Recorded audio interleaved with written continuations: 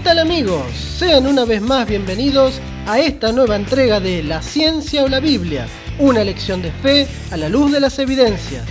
En este cuarto capítulo continuaremos con la temática iniciada en el episodio anterior, metiéndonos de lleno en la recta final de esta serie de videos.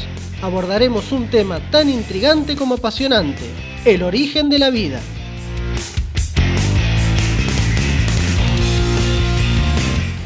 Hablaremos primero de la perspectiva de la ciencia, presentando sus principales argumentos, y luego plantearemos las críticas y objeciones a esta postura, donde el aporte de la Biblia será un factor determinante a la hora de decidir si la vida fue producto de la casualidad o de la causalidad. Hacia el final de este episodio discutiremos una de las cuestiones más controversiales. ¿Puede la ciencia demostrar que Dios existe?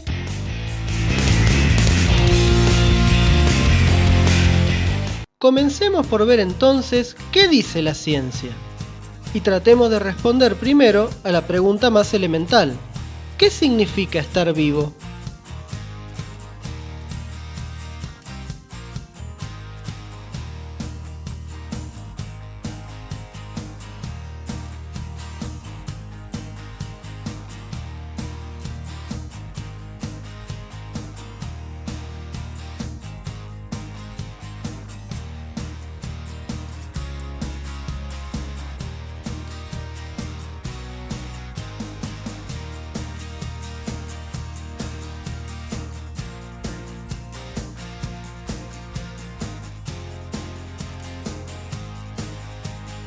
Según Alexander Oparin, la cuestión del origen de la vida es uno de los problemas fundamentales de las ciencias naturales, dado que en tanto no sea resuelto, el intelecto humano no podrá ser capaz de comprender la naturaleza de la vida misma.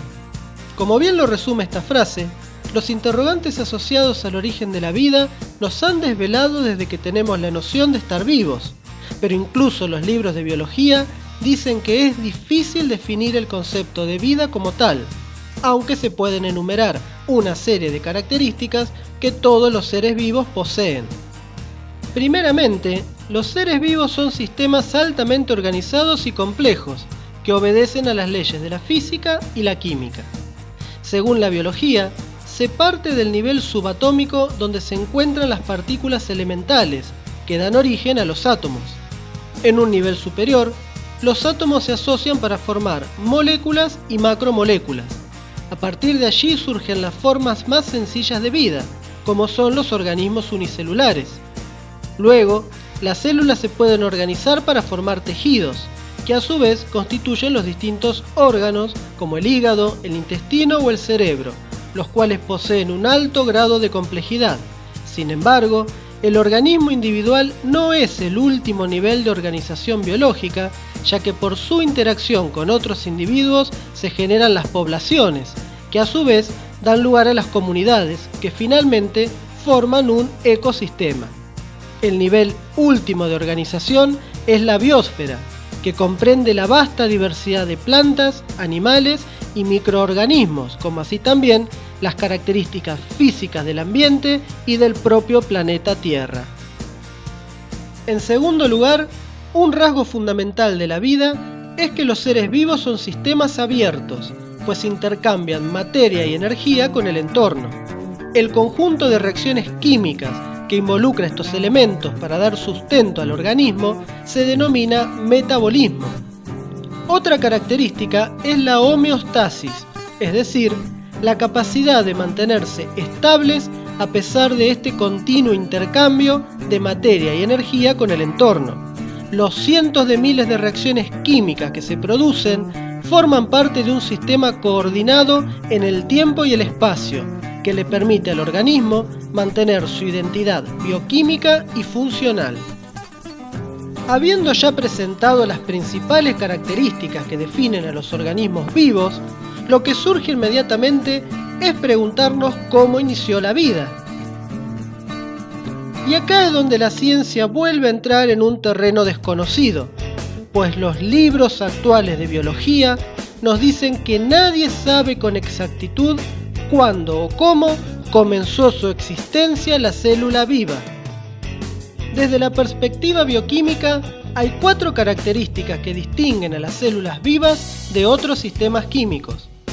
Una membrana que separa a la célula del ambiente, la presencia de enzimas para favorecer las reacciones químicas de las que depende la vida, la capacidad para replicarse y la posibilidad de evolucionar y producir descendencia con variación. Acerca de cómo surgieron estas características y cuál apareció primero y dio origen a las otras, solo hay conjeturas. Una aproximación basada en el creciente conocimiento de la historia del planeta y de ensayos de laboratorio plantea la hipótesis de que los sistemas precursores de las primeras células vivas fueron el resultado de un proceso espontáneo de autoensamblaje. Se ha propuesto que cuando se formó la Tierra, en algún momento, la atmósfera se llenó de vapor de agua emanado de los volcanes. A medida que la Tierra se fue enfriando, esa atmósfera condensó y formó los primeros océanos calientes y poco profundos. Oparin y Haldane postularon que la aparición de vida fue precedida de un largo periodo de evolución química. No se sabe la composición de la atmósfera ni de los mares en esa época.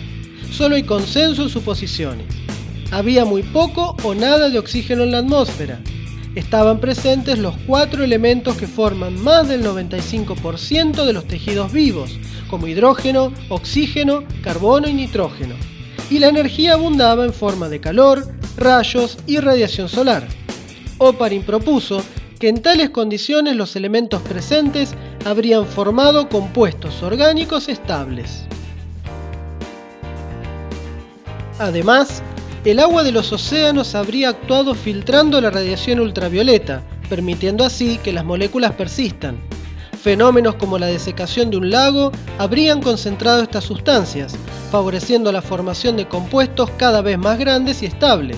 Con el tiempo, diferentes tipos de estas moléculas se habrían combinado entre sí, formando pequeños sistemas. En este punto, la etapa de evolución química dio lugar a la evolución prebiológica. El modelo de Oparin basado en agregados moleculares se denomina coacervado. Distintas macromoléculas en suspensión en un medio fluido acuoso. Tales sistemas polimoleculares habrían podido progresivamente intercambiar materia y energía con el entorno y optimizar reacciones convenientes en su interior. De esta manera, los sistemas con mayor estabilidad química o mayor capacidad para duplicarse en estas condiciones ambientales habrían tendido a aumentar su frecuencia y perpetuarse respecto de otros menos eficientes. Esta protoselección natural habría favorecido un aumento en la complejidad que llevó a un primer metabolismo sencillo, punto de partida de todo el mundo viviente. Luego de que Oparin publicase su teoría en 1924, recién casi 30 años después, Stanley Miller llevó a cabo experimentos de laboratorio que le dieron cierto sustento. Simulando las condiciones de la supuesta Tierra primitiva, pudo obtener una variedad de compuestos químicos, incluidos aminoácidos y algunas unidades constitutivas de los nucleótidos.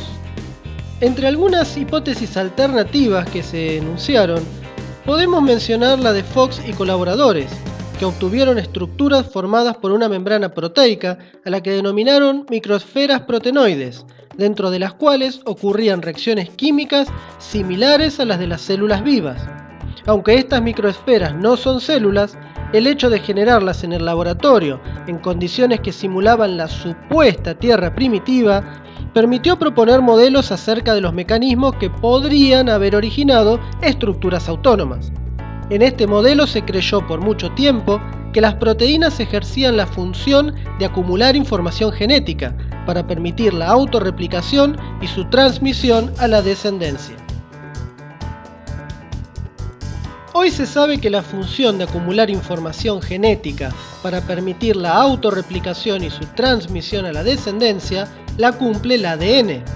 Sin embargo, este necesita de proteínas para replicarse, y a su vez, las proteínas necesitan de la información que provee el ADN para sintetizarse.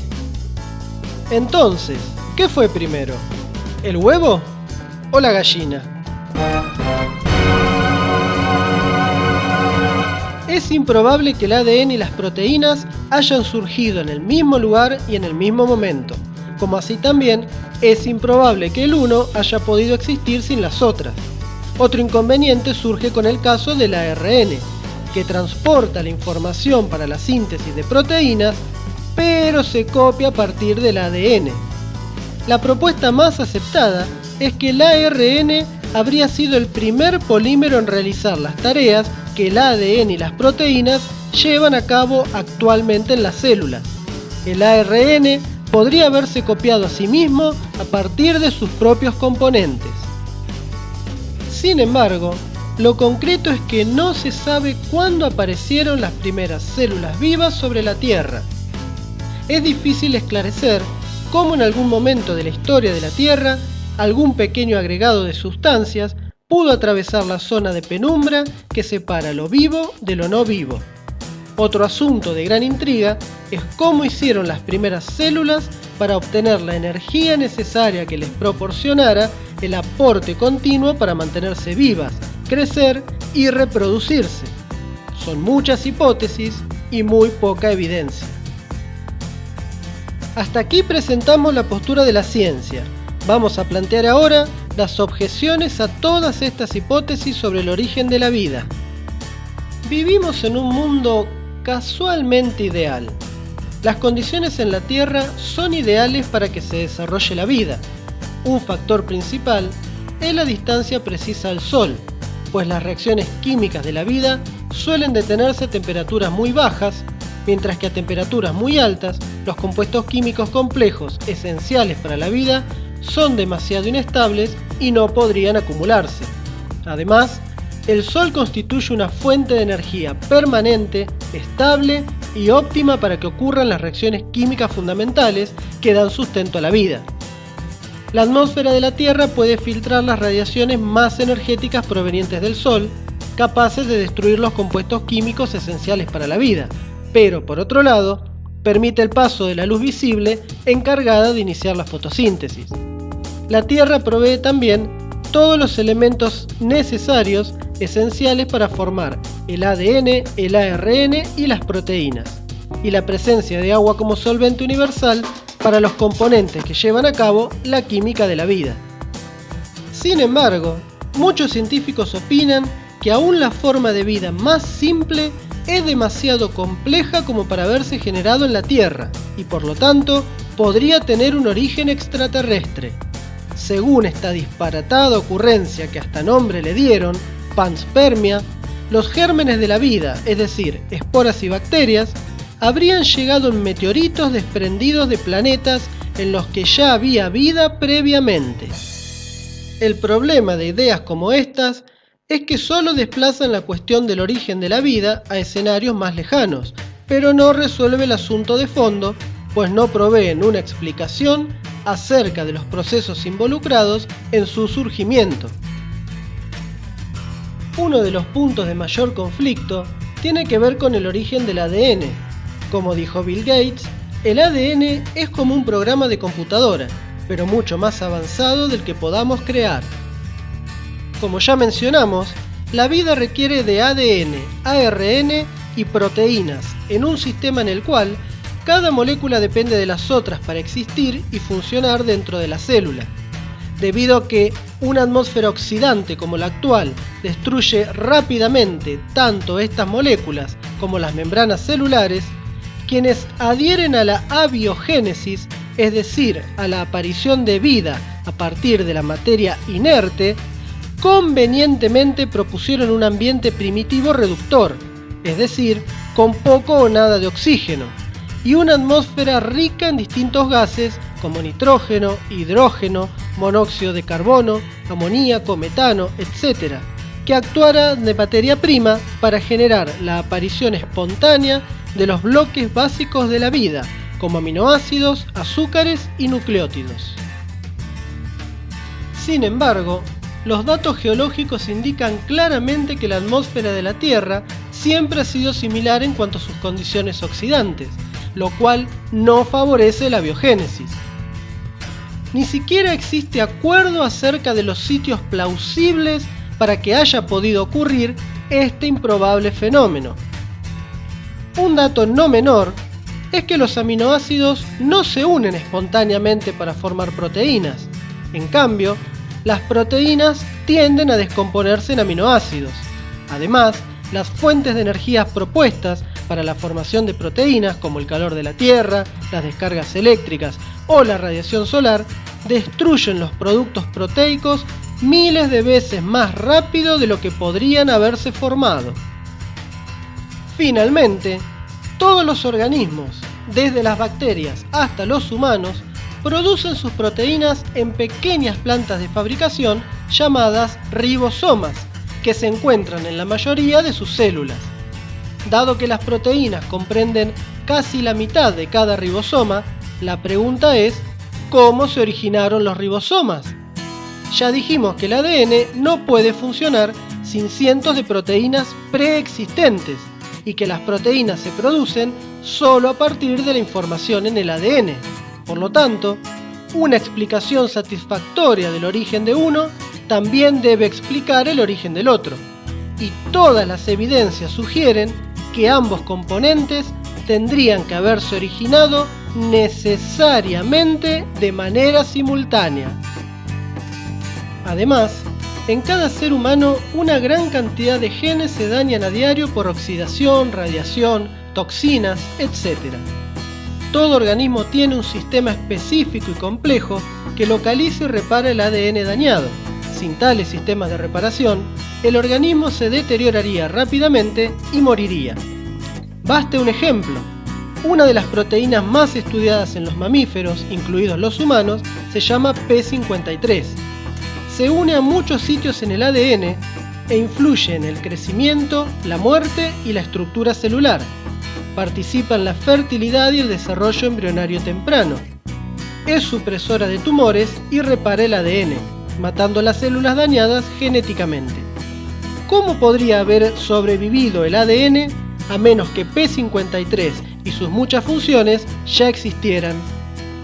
Si estos sistemas se hubieran originado mediante un proceso evolutivo, cada organismo se habría extinguido antes de que los complejos mecanismos de reparación del ADN pudieran evolucionar. En cuanto a los experimentos de Miller, se debe aclarar que solo obtuvo cantidades traza de 3 aminoácidos.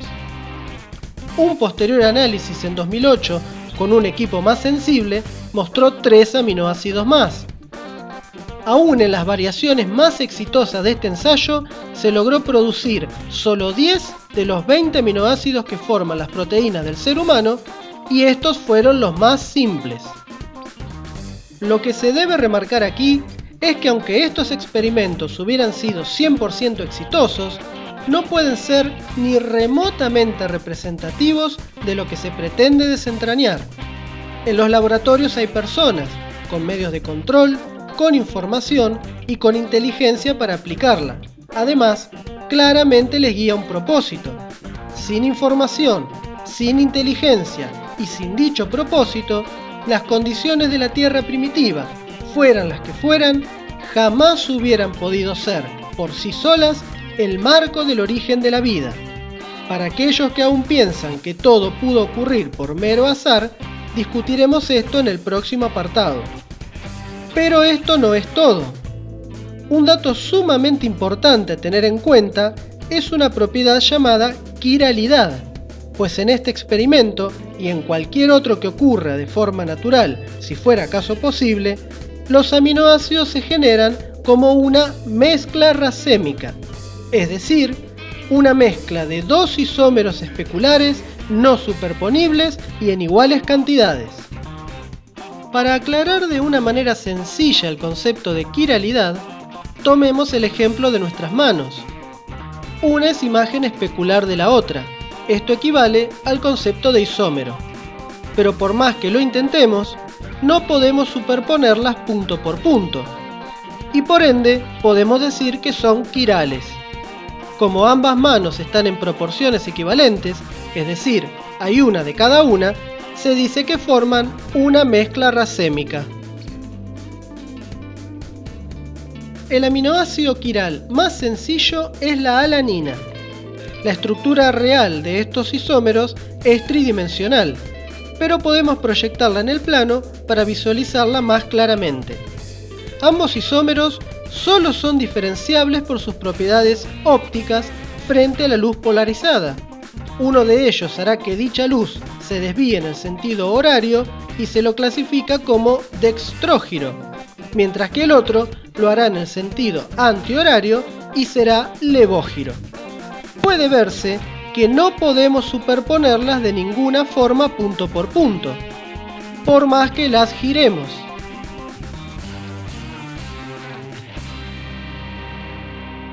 Ahora bien, ¿por qué hacemos tanto énfasis en esta propiedad? Pues sencillamente porque los aminoácidos que hacen posible la vida de los seres humanos, las plantas, los animales, las bacterias e incluso los virus son casi todos levógiros. Se puede hacer una observación similar para los azúcares que constituyen los nucleótidos, unidades estructurales del ADN. En ese caso, son todos dextrógiros. Cualquier proceso natural de síntesis de estos compuestos que se quiera simular en el laboratorio producirá mezclas racémicas. De esta manera, la probabilidad matemática de que los procesos aleatorios puedan producir simplemente una pequeña proteína con solo aminoácidos levógiros es prácticamente nula. Un detalle nada más. Pero esto es solo una pequeña muestra de los serios problemas que afronta la ciencia al presentar su postura sobre el origen de la vida. En la segunda parte de este capítulo veremos qué otros problemas conllevan estas hipótesis y analizaremos científicamente el rol del azar en todo este asunto. Y como corolario, veremos la postura bíblica al respecto y trataremos de responder si la ciencia puede demostrar o no que Dios existe. Te espero en la segunda parte de este intrigante episodio. ¿Te lo vas a perder?